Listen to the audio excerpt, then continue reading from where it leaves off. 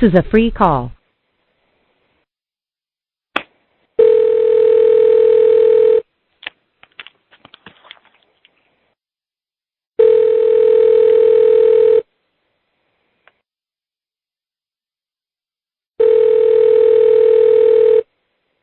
Hello.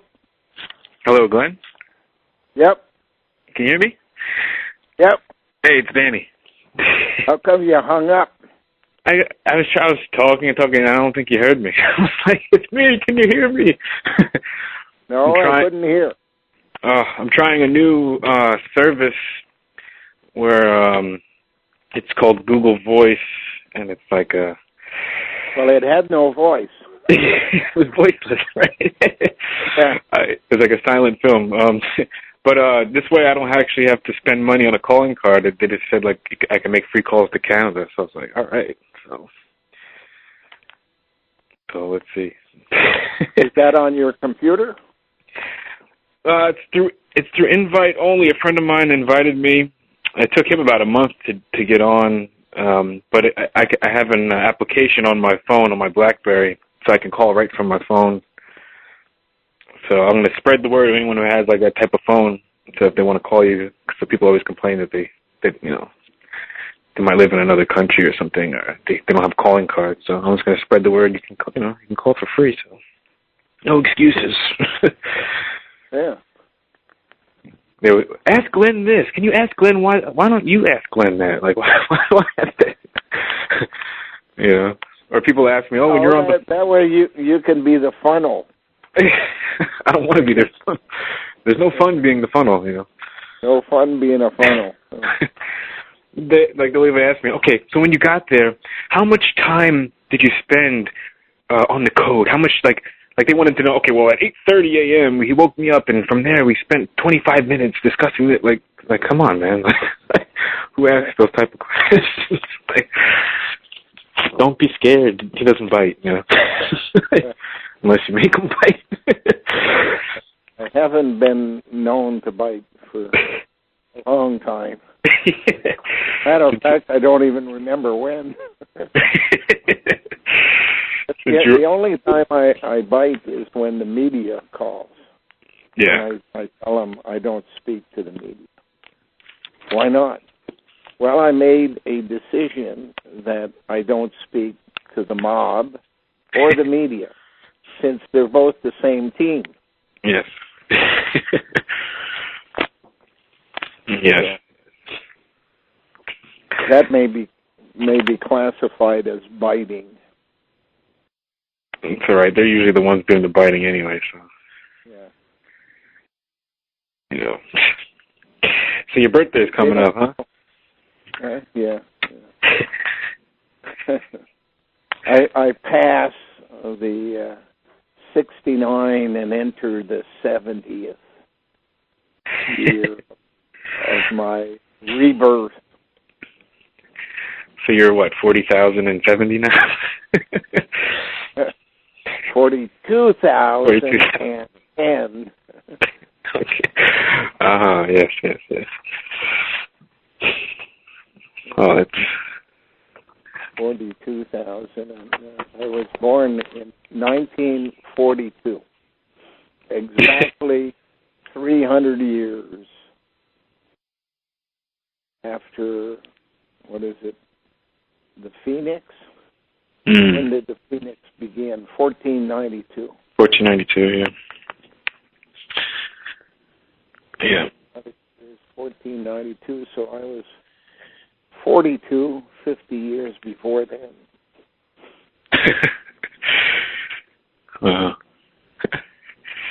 I was born in 82. 82. That doesn't seem possible. That's too soon.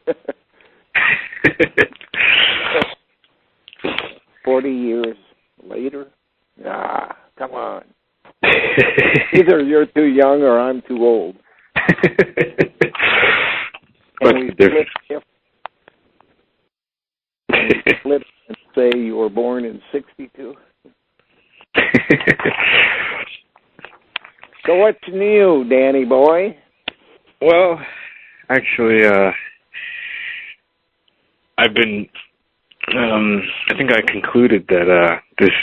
You're absolutely right on with the the Asians or Japanese specifically having the ROM type of memory, and I'm seeing it through when I'm practicing shamisen, the rhythms that they have. It's almost, I don't know how to describe it, like an inside-out, backwards rhythm compared to the Western music. That kind of it feels like it's a progression moving forward, where this one feels like it's going like backwards into itself. It's a weird rhythm for someone like me to get used to, but that's their logic, their musical logic. So I'm like, wow, it's like it's very. It has to be linked to the way they think. Right. That's what I'm getting at. It's like, and the language too, which I've been studying. The logic. I mean, I guess I'll stick to the music real quick. With Americans, we have like at least with say rock or most modern music, it's the drum beat music, and it's always like this progression type of, and they allow improvisation like with jazz or live music, but that improvisation is only, I think, that RAM memory can handle, because it has to be thinking or not thinking, like to be able to pull those improvisations out. Or with ROM, they're very strict because they can't go outside of that box too well, Are there any Japanese jazz people? From Japan? Or you mean ones that are born here? No, from Japan. Sounds like an oxymoron. Kind of. Well, the music that I showed, I brought to your house was kind of their equivalent to a jazz, where they claim it's improv, but if I follow, for instance, one of the players around and hear a couple of his shows from different locations, they claim that it's improv, but I hear the same exact notes. Like, they're not really improv. Improv to me is on the spot. You're thinking of something, or to play. They're kind of they thought of their own version of the song, and then they just play that to everyone. I don't see a true improv. So I don't know if there's the traditional jazz groups. There's probably like one, or there has to be at least a couple somewhere, maybe hidden around there. Yeah, on top of the mountain, ready to jump in. Mount G. So it's funny, like, so only but they are, of course, robots since the visit by the Jesuits. They were basically warrior society and turned around to being follower society. Yeah. Subservient. Yeah. Does that mean that it can be done to anyone? It's a little bit like when the system said, okay, you don't believe we can do anything to human beings? Just watch. What is the most uptight society in the West? And everybody would raise their hands and say, Germany. Okay, let's put a line down the middle and divide the population in two. And one we give money to, the other one we give poverty to, and see what happens. And the Germans just fell in line. Yeah. They lived with the problem for, 40 years or something. It's a science, right? Yeah, you're right. I think they give the Japanese a task, and they're just there to perfect it. That's like when they spit it out, it's just perfected, whatever it is, I think. And it fits in a one-bedroom apartment. So that's why they always have to miniaturize everything, because there's a limited amount of space there. So the proper place to come and say, I got this 6'3" Neanderthaler here, and he needs to fit inside this person's neck. Can you handle that? Sure. Give us a week. You're around the clock work, and they have no problem. Because a lot of people ask me, like, oh, what's their religion? They're Shinto or Buddhist, and from the people I've spoken with, they're like, no, we don't practice a religion. But I think just from observing them that their religion is working. Yeah. They have to always be working and caring about what others think. You know. A friend of mine told me, like, yeah, if I was telling Jared this, it's like, if you have your girlfriend over or your wife and she's, you know, a little loud at night, if you know what I mean, and the neighbors hear it, then if they confront you or anything like that, basically you have to move into a different location. You can't live there anymore because it's just like what people think about you and stuff like that. You've lost face. Yes, yeah. So they actually have hotels designed. They call them love hotels, so couples can go there and, you know, especially a nice motel or a hotel, and they can do whatever they want there. But so just to save face. Yeah. Well, that's what makes it so difficult for Western women to adapt to Japanese lifestyles, because they're constantly having to pay attention to the fact that what they do may cause their husband to lose faith. Yep. How come you let your wife do that? There's actually a trend that's going on right now where guys who have been married, a lot of people, the husband will, say, work in Tokyo and the wife lives in another city, Osaka or something. And he comes home maybe every 6 months. And it's like old-fashioned for them to actually, you know, have sex with their wives. So they have all these other women that they see. And it's okay, like, it's all accepted at work and everything like that. Like, they're like, why, you sleep with your wife? Like, what's wrong with you? They're like that, you know? And the wives know about it, but they don't do anything. But now they're starting to divorce, they said. Like, more recently, I guess the past 10 years, the women are starting to divorce the husbands, but it used to be just a tradition that the men could do that. The woman's just there to keep the house clean and, you know. Well, they're a little better off than Arabs, because when Arabs aren't sleeping with their wives, they're sleeping with little boys. Ugh. Yeah, destroyed the demon female, huh? That's why they wear dresses, I guess. I still can't understand how an entire society can be convinced to walk around in a dress from neck to ankle and try to do work. You know? Yeah. That's why they got to call Indians in to do the job, because they can't handle it. Can you imagine Arabs trying to build the Dubai Tower? You know? It'd end up like kites flying around the sky. Oh, wow. Yeah, constantly getting this stuff snagged on things. Yeah. I couldn't imagine it. But that's why they bring in the Indians to do it for them. Yeah. Indians start up everything, you know. America, Dubai Tower, same thing. Yeah. Let's go build another country. There'll be a tax base. Of course, we don't get paid, but later on we get a casino. A lot of bells and whistles on a casino, you know. Mm-hmm. Baubles and bangles and things that sparkle. It's like the natives, right? They just give them the casino and alcohol. Go have fun. No alcohol while you got a casino, I don't think, because you might get robbed.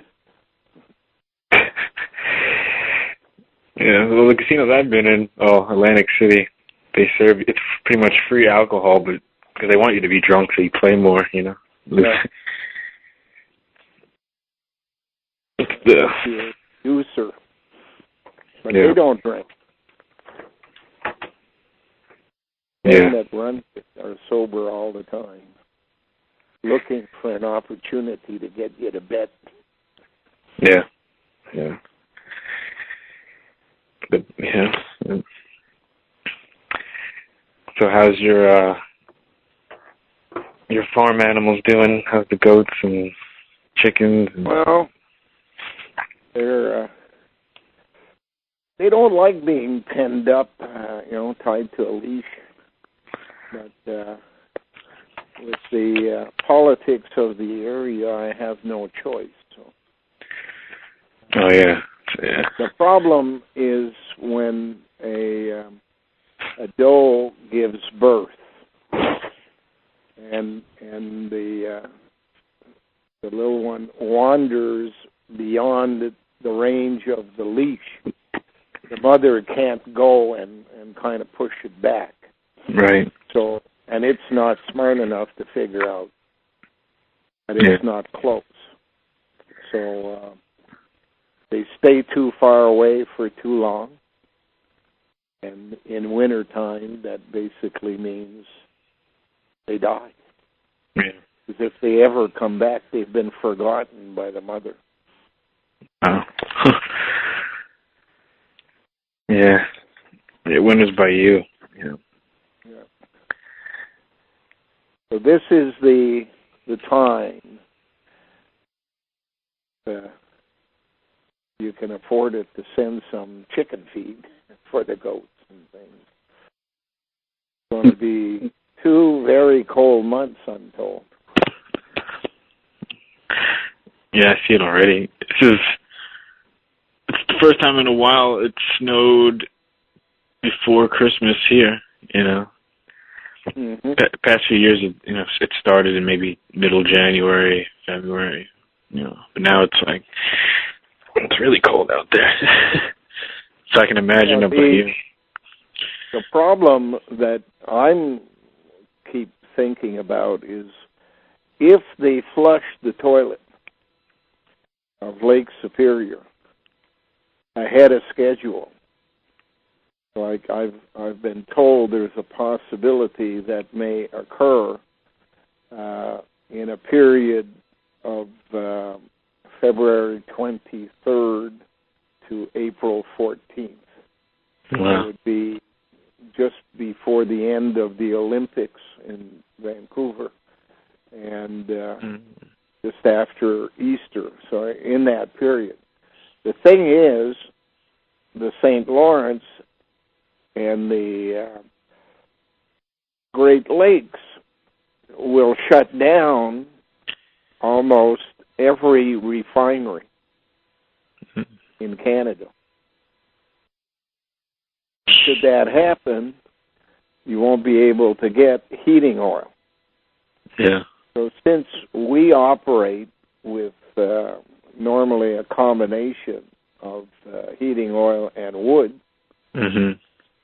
this year I decided to use whatever money we had to buy heating oil in December and use no wood, so that should the problem occur, we'll still have wood come January and February period. So that's what I've done. Yeah, that's good. Good idea. Yeah. Oh man, so you think it would only be over by Lake Superior, right? So it would start with that. Well, the whole program for the East has to involve Lake Superior breaking its bowl at Sault Ste. Marie. The water comes flushing down. Of course, at the base of the locks at Sault Ste. Marie, you're in a place called Gore Bay. Not an accident, I presume. Gore Bay will then, if the water goes straight ahead, will jump over a kind of a land bridge, and on the other side is Georgian Bay, which has Rigaud in it as well. Mm-hmm. So you got Gore Bay with Rigaud, and you got Georgian Bay with Rigaud. That stream of water would head straight through between Aurelia in the north, Owen Sound in the south, Midland in the middle, and it would be heading for Lake Simcoe, and then down the Trent Canal system to back to Lake Ontario at the base of the Trent Canal system. That would, in fact, create a triangular piece of land between that flow of water, Lake Ontario and Lake Erie.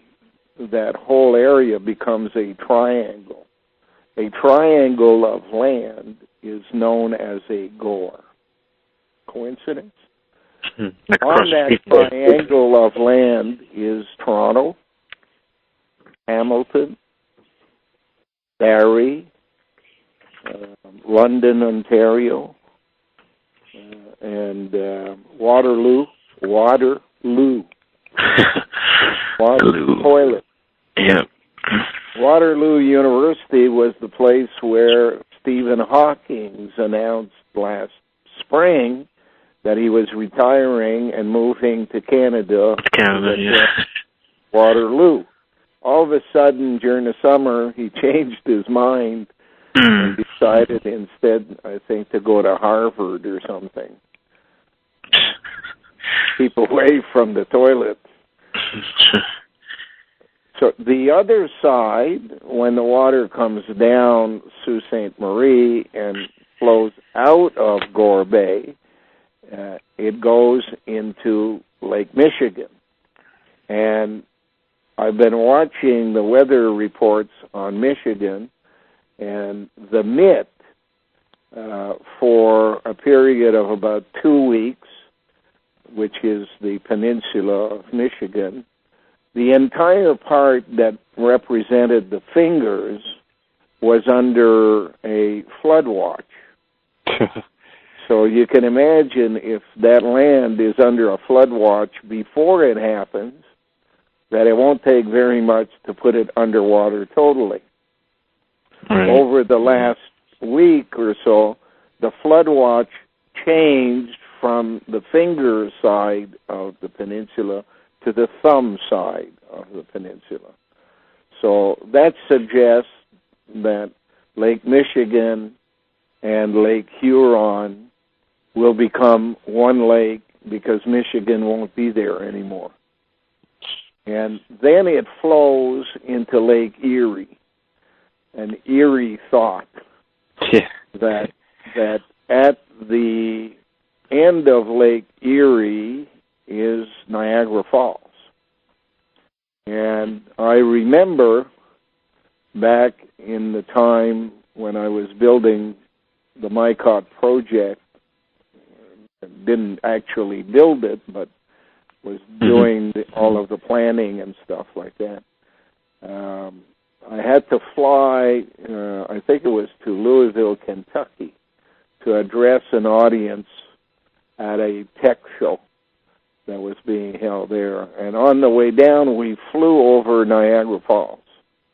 And looking down, the thing that was striking is there was no water in the falls on the American side. Just the Canadian Horseshoe was running, but the American side was completely dry. And I asked around what was going on, and I was told that the American Corps of Engineers had blocked it off with what they call a coffer dam, and were doing repairs there. Yeah. That sounded a little strange, since why would somebody do repairs on a waterfall, a Niagara Falls, which over the last millennium has moved west 7 miles? Uh-huh. Do they really think that they're going to be able to put the brakes on it? Yeah, erosion, man.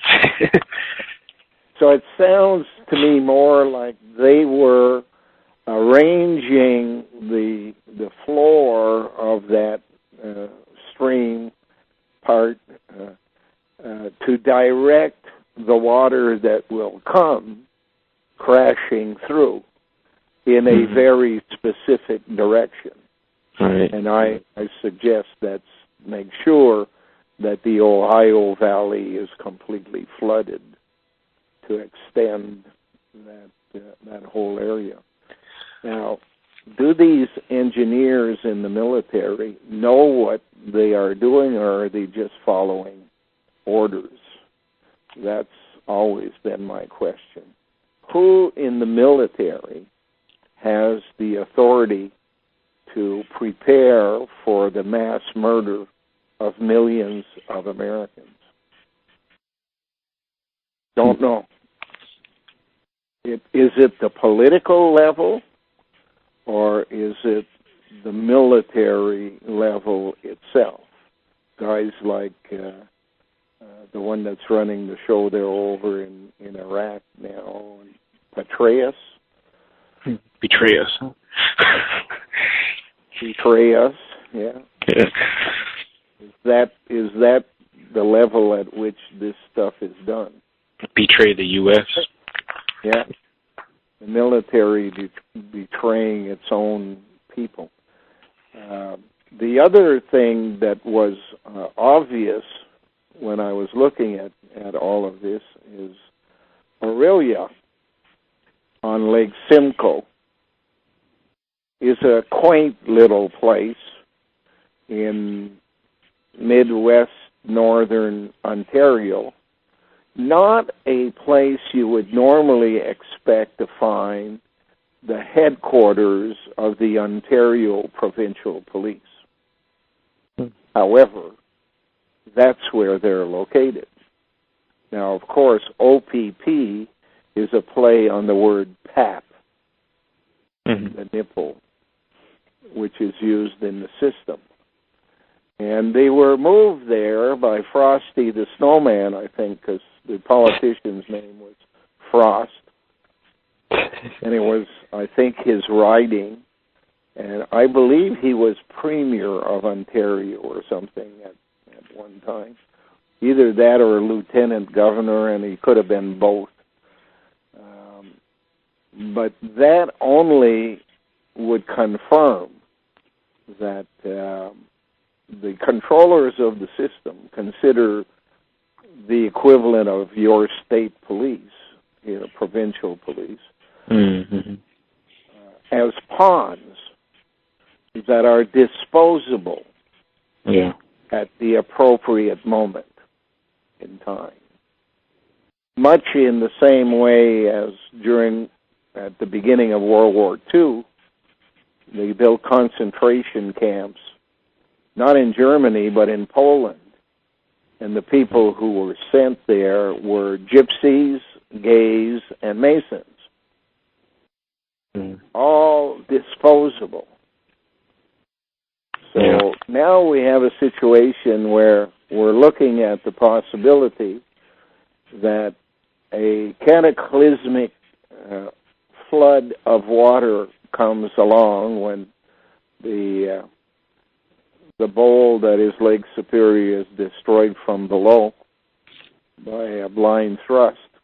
And the water comes flowing down, and it's heading for the headquarters of the first responders.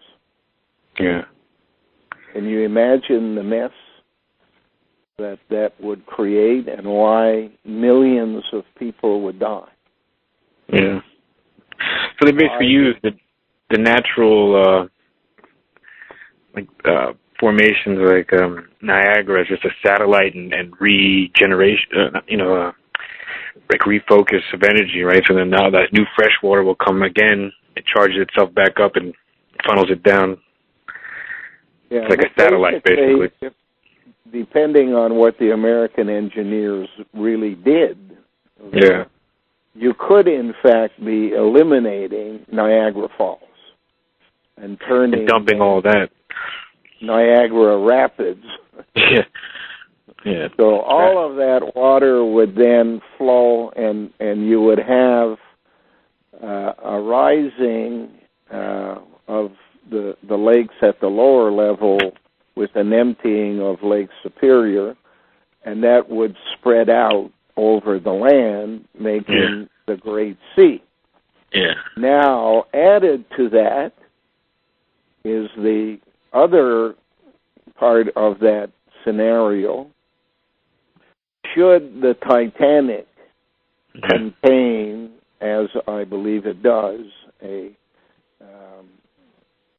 directional explosive charge, it could in fact be aimed in a way to send water either directly or as a result of a tsunami-type activity by creating a hole, bringing the water in, and then sending it back. It would send water all the way into the Gulf of St. Lawrence and up the St. Lawrence River as part of the basically drowning of the whole east coast of the United States. And on its way up the river, it would meet the water coming down from Lake Superior, since all of these things are being done manually, by people who make buttons push down or whatever. And that would mean that the meeting point of the two streams of water would be at about Kingston, Ontario. And across the lake from Kingston is Oswego, New York. Oswego. Yeah. You're going all right. Going down to Flushing. Yeah, they have in fact prepared everything and used the languaging to describe what is expected to happen. The only thing we don't know for certain yet is the date set. We know the window is 2008 to 2016. We know the thing they say is 2012, December. We know they always lie. Yeah. We know they use penultimate as the real thing they want to do is always when you least expect it. And that's usually a period before when they've told you it's going to happen. Yeah. So that would be my educated guess, November 11th, 2011. Yeah. They've kind of coded the highway around here. They've coded the signs on the highway, lest we forget, which relate back to November 11th. Yeah. Or is it true? Did they move the schedule up to make it happen this year? Now, I've told the Ontario Provincial Police all of this, and I have a contact that deals with them regularly. But under the circumstances that they, in fact, have just set up an activity to steal $200 a month from CIPI by creating this phony accident report that caused Perth Insurance to raise the price of the insurance here.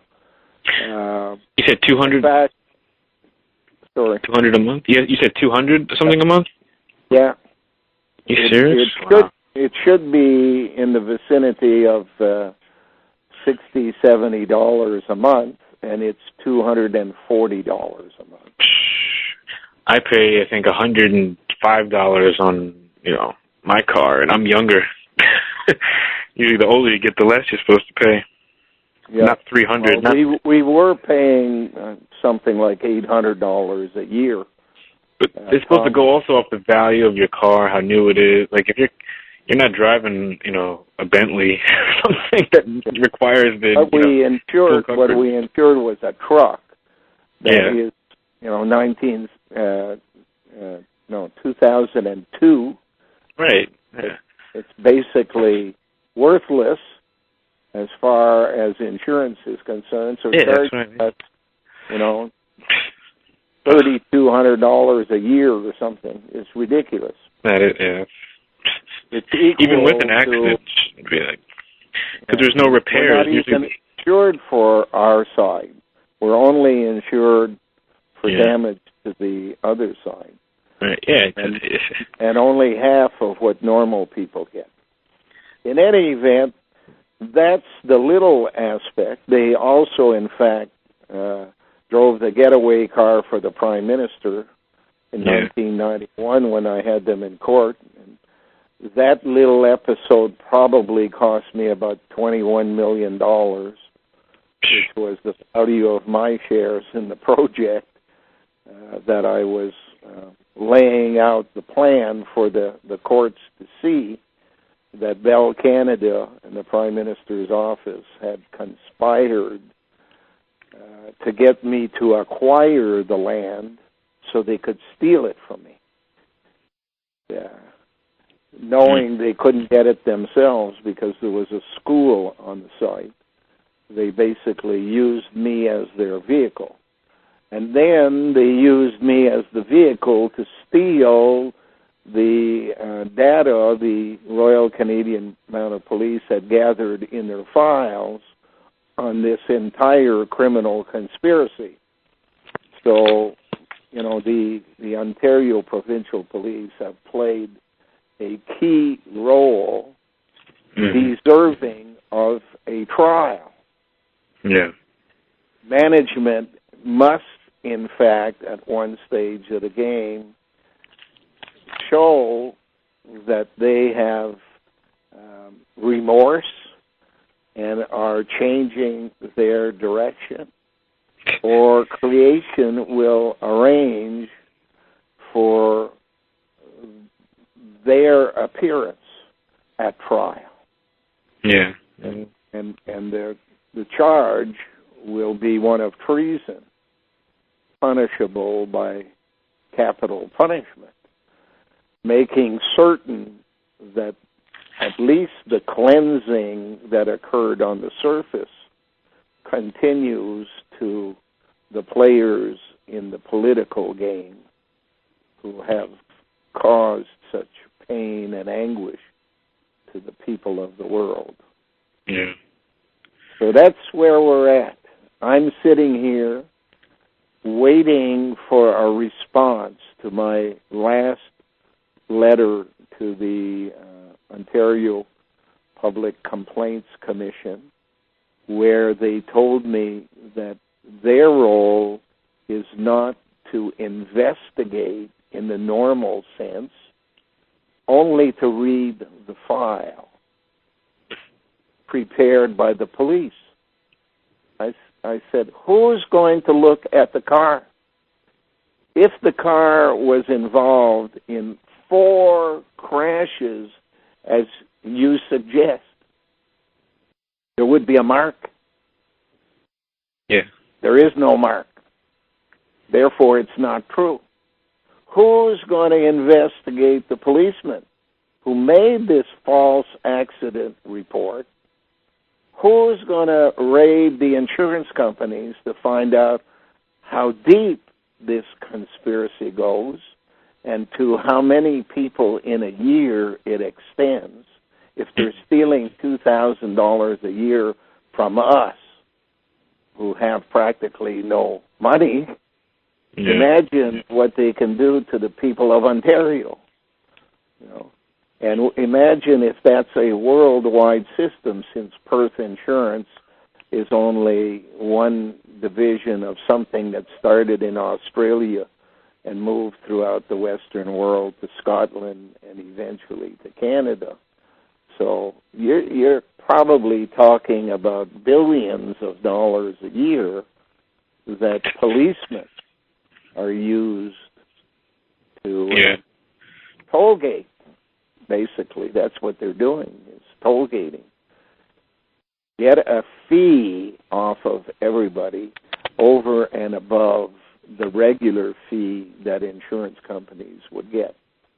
Now, who authorized that within the police?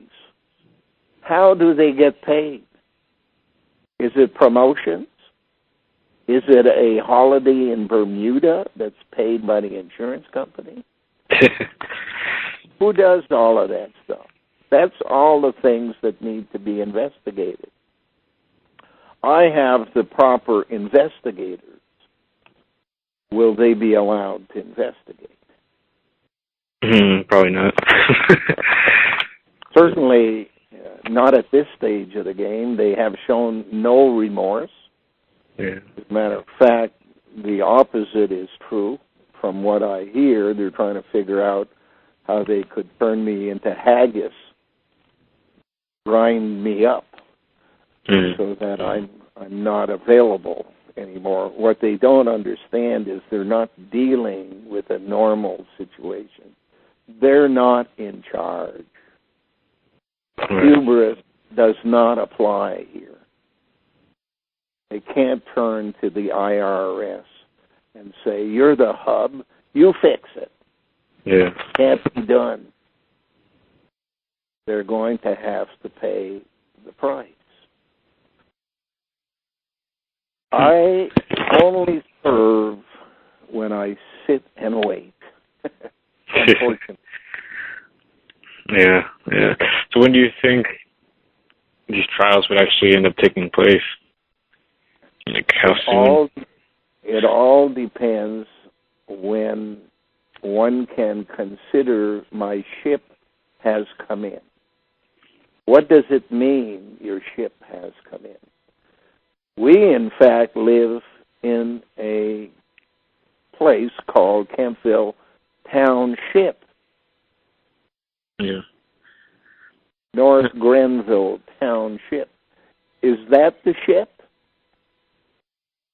Or do I need to wait in the field to see the water rising and an actual ship arrive? Yeah, I see what you're saying.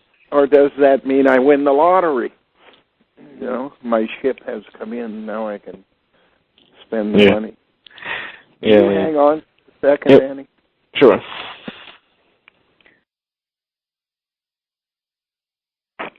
Sorry, but the little toilet called. I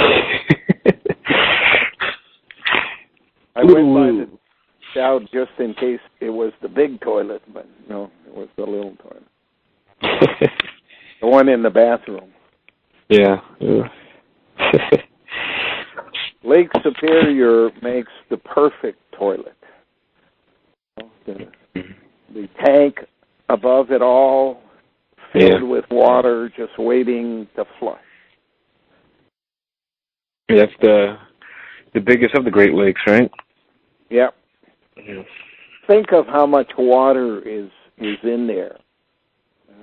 Don't know what the gallon capacity is, but what I know, because I had to study part of that at one stage, was that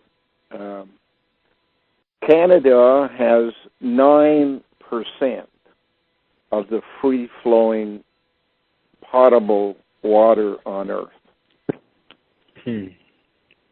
Most of it is in Lake Superior. Most of that potable water, in fact, is not free-flowing in Lake Superior, since only the annual runoff running into the lake and pouring over the edge at Thunder Bay, Sault Ste. Marie, their area, is what flows. The rest of it is a big bowl big basin containing probably over 90% of the water. Now, break the bowl at its lowest point, which is where the locks are at Sault Ste. Marie, or destroy the northern peninsula of Michigan, because it has a southern and a northern peninsula. And all of that water will come crashing down. And I don't know how Chicago survives that. I don't know how Detroit survives that, or how Cleveland or Buffalo. Yeah, they're right on the water, so. Yeah. Rochester with Kodak, they're making their new television system. Yeah, that's right. Yeah. You're Rochester, Buffalo. All of that area. Toledo. There's a London right over there too, right? On Canada London, side. Ontario. Yeah. That's a lot of water right there. Yeah. CN Tower will be a marker, like a buoy. Wow. That could be why they had the race to get them so high, right? So tall. Yeah. In the East, anyway. They didn't really do that in L.A. or... It's just... Well, Seattle had to build a tower. Yeah. Toronto had to build one, and New York is building one. And this is for future visitors in their glass-bottom boats. Yeah. Going by, we'll be able to say, hey, look down, that was where New York was. Oh, man. Oh, shit. That's the only purpose. You explain to me, you live next to New York. You saw the helicopters and the mess that was made in New Orleans in trying to pick off a few thousand people off of the roofs of homes. Now, you take that concept and tell me what happens when every skyscraper on Manhattan is underwater up to the third, fourth floor. Yeah. Where does everybody go? To the roof? How do you pick off millions of people? The roof is on fire. No way. Yeah, no, I mean, there's a lot of heliports up there, tennis courts, swimming pools already are on there. It's going to be a mess. So you might be able to get, a few thousand people off. Where do you take them? If the flood extends beyond the range of the gasoline carried by a helicopter. Yeah, yeah, right. They'll have to try to hook into a barge or something. Yeah. But all of this people have never thought out, except the controllers of our world designed exactly where we would go as human beings and set up shop. Right. The pilgrims who came from Europe didn't come without any information whatever. The Indians had been sent first. Yeah. And the information about everything was transmitted to the other side and down below. And then when the immigrants arrived, they arrived with a piece of paper from the king that said, this is your ground position. You get this colony, you get that colony, you get this colony. None of that was done by accident. It was all designed to put people in the place where they would be the most vulnerable. Yep. Yeah. designing an island called Manhattan and putting steam pipes underneath. When you know that cold water on steam pipes cause explosions. Explosions, yep. They do. They get burst pipes all the time, at least once a year. Can you imagine when there's 40 feet of water over the top? Cold water. Oh, man, then there's no more buildings because they're all hooked into the buildings. Yeah, exactly. Yeah. So the way the building came crashing down at 9/11 will be seen all over New York. You know, it almost appeared to me when I was watching the golf tournament from New Jersey. They had this shot that showed Manhattan in the background. That they've planned that to put a camera there to watch the buildings collapse. Oh, yeah. Yeah. Well, there's a movie that came out a couple years ago. It's called The Day After Tomorrow. And they showed, it was like basically from climate change, but it was rapid freezing. So water came in and just froze. Basically, it's the same thing if it's water's frozen or it's, you know, liquid form, the same thing. But it was all over Manhattan, just like froze everything, like the Arctic, you know. But water was all over that place. So, yeah. So that brings me to actually the reason I called. I couldn't sleep the other night. I was talking to Jared and Nambika, and we were just talking about all this stuff for a couple hours, and after I hung up, I'm just laying in bed like, all right, well, you know, I need to come up with some solutions for this, because this is something that's, you know, every day is like a second hand on the clock moving, you know. So yeah. Time is ticking. 13 brains. Yeah. So, yeah, there's got to be, I think we should, or I would like to at least get some type of, maybe some type of, like, loose order, you know, where we can kind of have, like, a designated time to discuss something. Like, we gotta, so it's kind of scattered right now with everyone everywhere. It's like, everyone's talking, we're, you know, talking about this all day long, but, you know, okay, we're up to speed. I mean, people are doing their you know, their part, but I think we have to kind of have a little bit more focus if we're gonna, especially if you're saying the timeline might be this year. You gotta get moving, you know. So I would like to see what I can do. I'm trying to see what I can do, like as far as organize it. Yeah, I think that's my only problem is the cell does not want me making arrangements to be at a certain place at a certain time, so that some people might focus on that.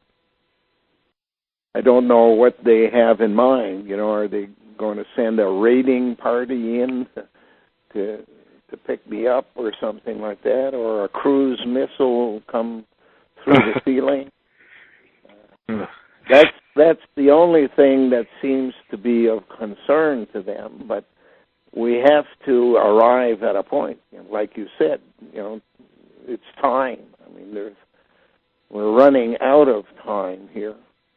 We're in the window, and people have to be on the same page. Yeah. I know one of the big issues is, you know, everyone has to go to the farm, I think, at least once. Those that can afford it or whatever, I think should get there at least in spring when it's not so frozen. But you have to go through the whole process of being there, having you tell them the story face to face, start to finish, or, you know, to where you're at that point in time, and walking them around. I think that helps tremendously, because before I went there, it was just about, you know, researching the problems and researching all that stuff. And after I left there, it was about, okay, solution time. Like, I think everyone has to come to that realization themselves. But you can look at this stuff every single day. Okay, you know, like, all right, how many times you got to know? Like, you got to reassure yourself. But So there's the, It's basically once you have the mental image of that field in the front, and the requirement of what needs to be done here, and the fact that all the people have to be able to create that image in their head. They don't need to be here all the time, but they have to at least know what it looks like and what we're talking about. Right. And begin this process of willing our will at a fixed time of day. Yeah. Because we're dealing with Scotland at one end and California at the other end. What is a time of day? Right. Yeah. I don't know. All I know is that we have to define the core drilling area this year, in 2010. Know exactly what needs to be done here should the resources become available. The second thing we have to do is make sure that those people who have a functioning brain are able to make it here in spite of the lack of personal resources. Right. There has to be resources coming from a higher place.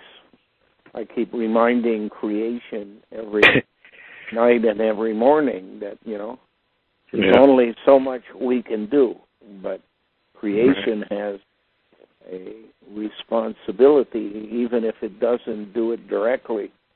Right. There's a minimum amount of resources necessary, and it's better invested in people's brains than invested in equipment. Yeah. So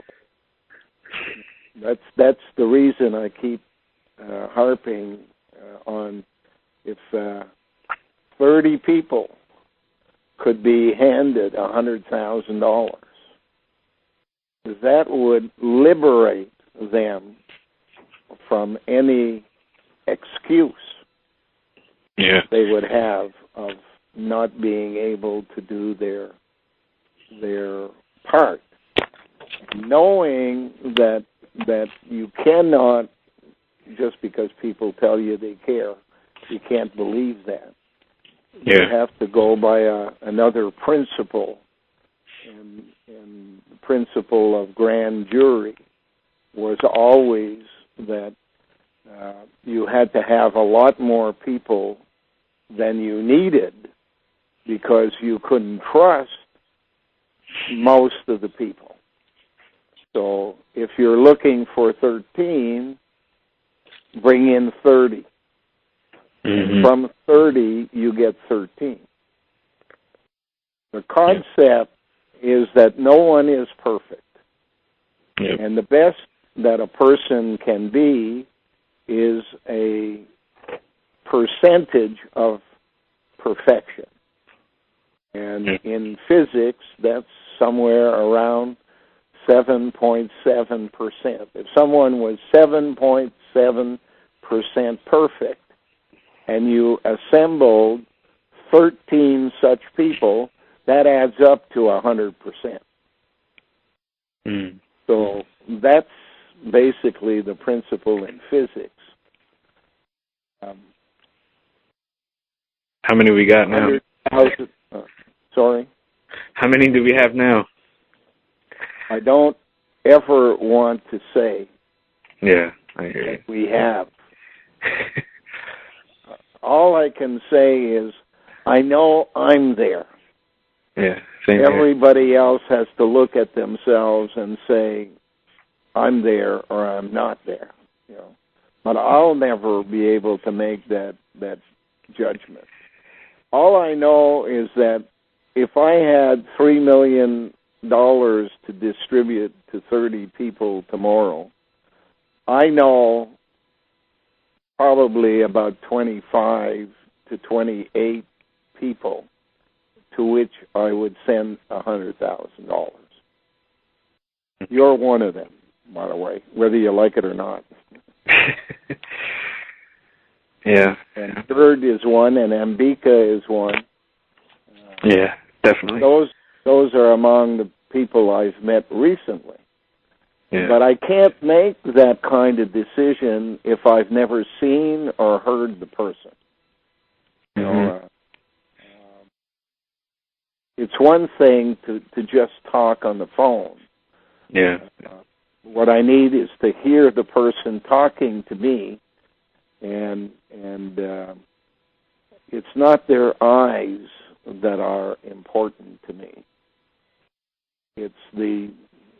There's a communication based on sound and sensory waves that I must have within a certain distance of me. In the same way that cats can do their communication, there has to be a number of them, and they have to be within a certain area, because the strength of the communications is more like a local area network than a broadcaster.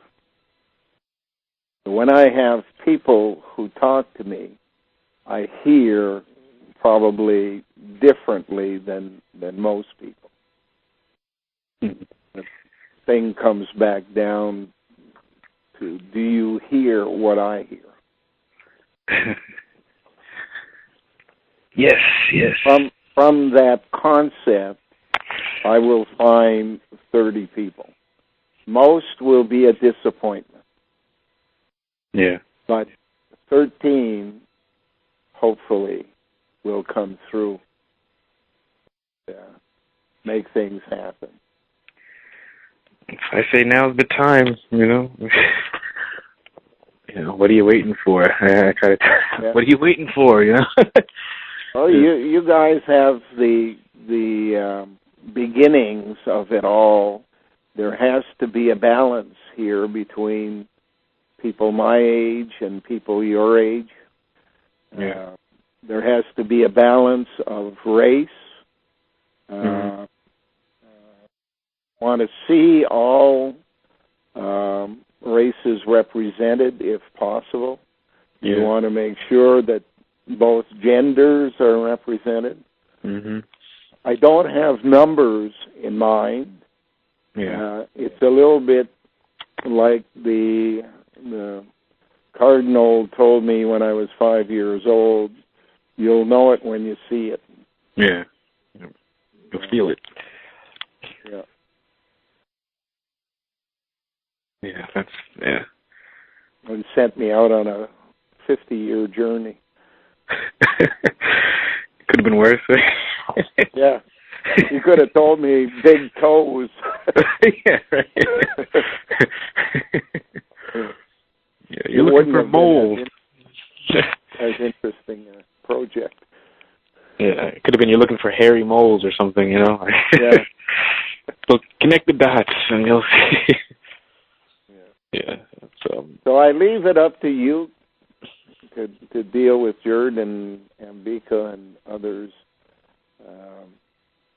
to get something going. And if part of what you need is a conference call on a semi-regular basis, then let me know, and I'll do what I can to make it happen at my end. You know? Yeah, I think what I might be able to do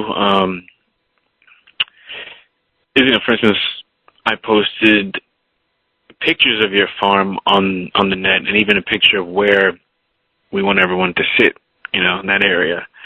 Yeah. So I don't know if them seeing those images can maybe help a little, or do they have to actually see it? You know, obviously seeing it themselves would be the best, but maybe just like a little, seeing that image and being able to focus might push them along until they get there. I don't want to make any comment on that because I'd be the only one doing the thinking. I would rather that thinking process become distributed from the beginning. Yeah. Well, okay. Well, I'm thinking out loud then.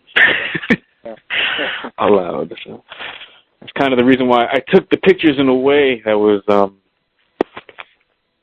from where I was standing. Like basically the way you took me around and you showed and told me the story is the way I took the pictures in like that type of sequence. So I could. That's how I. So, yeah. Okay, well, I guess we'll leave it at... Yeah, I'm taking that in. So, my hair's long enough right now where I'm starting to get my Your antenna ready. Yeah, it's extending, so... All right.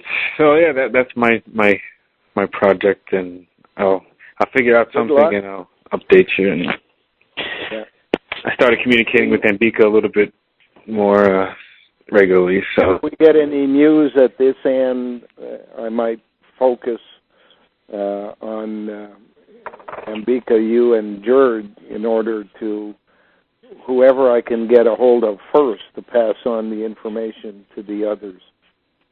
Is that okay with you? Yeah,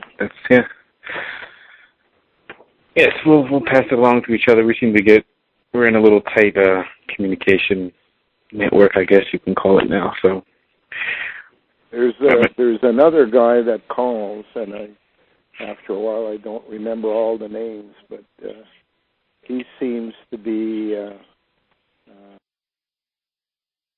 ready to participate, and he's from San Diego. His parents are Muslim, if you know who I'm talking about. Oh, he seems okay. Connected to that group of yours. Yeah, I know who you're talking about. Yeah.